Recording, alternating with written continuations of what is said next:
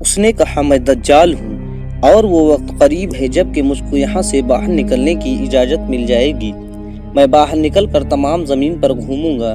40 دن کے اندر اندر کوئی بستی ایسی نہ رہے گی جس میں میں داخل نہ ہوؤں گا سوائے مکہ اور مدینہ کے۔ ان دونوں مقامات میں میرا داخلہ ممنوع ہے۔ نبی کریم صلی اللہ علیہ وسلم نے اپنا عصا مبارک منبر پر مار کر فرمایا، یہ طیبہ ہے، یہ طیبہ ہے۔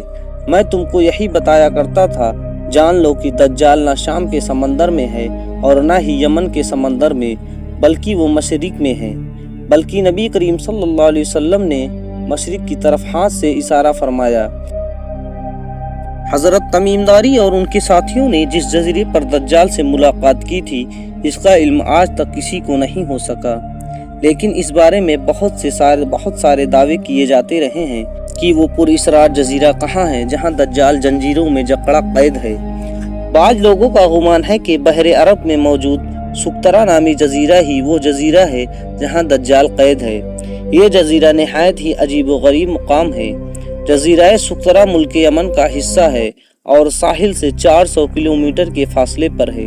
اس جزیرے پر موجود چرند و پرند اور بہت سارے درخت باقی دنیا سے بہت الگ ہیں۔ ڈریگن بلٹ ٹری نامک عجیب و غریب درخت بھی اس جزیرے میں اگتا ہے، جس کے تنے سے لال رنگ کا عرق نکلتا ہے اور ایسا لگتا ہے جیسے اس درخت سے خون بہہ رہا ہو۔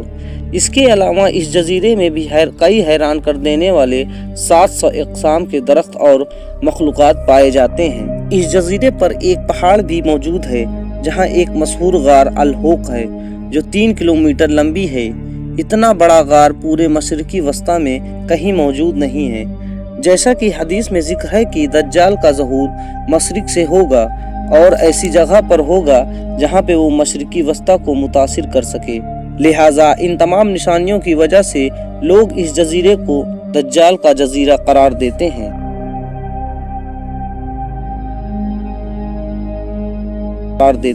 جبکہ کچھ لوگ بحر اقوانوس یعنی اٹلانٹس اوشین میں موجود برموڈا ٹرینگل کو ہی دجال کا جزیرہ قرار دیتے ہیں۔ یہ وہ علاقہ ہے جہاں کمپس کام کرنا بند کر دیتا ہے اور وہاں جانے والے جہاز اور کشتیاں کبھی واپس نہیں آتے، اور یہاں بہت سارے حادثات یونما ہو چکے ہیں۔ برموڈا ٹرینگل میں جنوں اور بھوتوں سے متعلق واقعات پیش آتے رہتے ہیں۔ اس علاقے میں اکثر سمندری طوفان آتے ہیں اور اونچی اونچی سمندری لہریں چلتی ہیں۔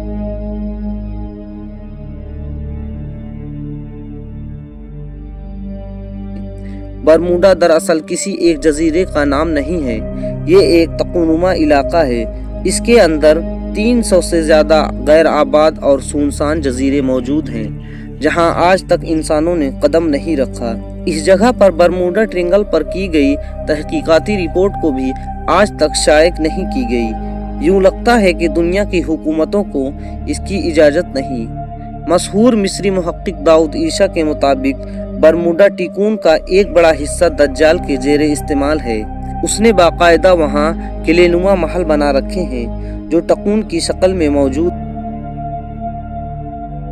ہے۔ تاریخ میں دجال کے جزیرے کے متعلق ایک مشہور دعویٰ عثمانی امیر البحر اور جغرافیہ دا پیرو رئیس کا ہے، جس نے خلافت عثمانیہ کے دور میں دنیا کا ایک نقشہ تیار کیا تھا۔